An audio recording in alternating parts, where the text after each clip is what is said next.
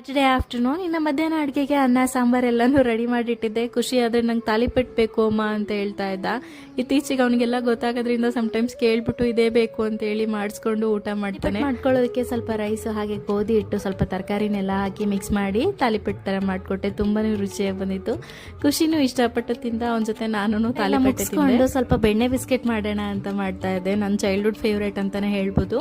ಮೊದಲು ಸ್ವಲ್ಪ ಬೆಣ್ಣೆನ ಕಾಯೋದಕ್ಕೆ ಇಟ್ಕೊಳ್ತಾ ಇದ್ದೀನಿ. ಇದಕ್ಕೆ ಒಂದು 2 ಕಪ್ಪಷ್ಟು ಮೈದಾ ಹಿಟ್ಟಿಗೆ 1 ಕಪ್ಪಷ್ಟು ಸಕ್ಕರೆ ಪುಡಿನ ಸೇರಿಸಿ ಚೆನ್ನಾಗಿ ಮಿಕ್ಸ್ ಮಾಡ್ಕೊಂಡ ನಂತರ ಕಾಯಿಸಿಟ್ಕೊಂಡಿರೋ ಬೆಣ್ಣೆಲೆ ಈ ರೀತಿಯಾಗಿ ಹದವಾಗಿ ಕಲಿಸ್ಕೊಳ್ಬೇಕು. ಅದೇ ರೀತಿ ನೀರು ಮತ್ತೆ ಹಾಲನ್ನ ಹಾಕಿ ಮಿಕ್ಸ್ ಮಾಡಬಾರ್ದು, ಖಾಲಿ ಬೆಣ್ಣೆಲೇನೆ ಈ ರೀತಿಯಾಗಿ ಮಾಡ್ಕೊಳ್ಬೇಕು. ಕೆಲವೊಬ್ಬರು ತುಪ್ಪನೂ ಬಳಸಿ ಮಾಡ್ತಾರೆ.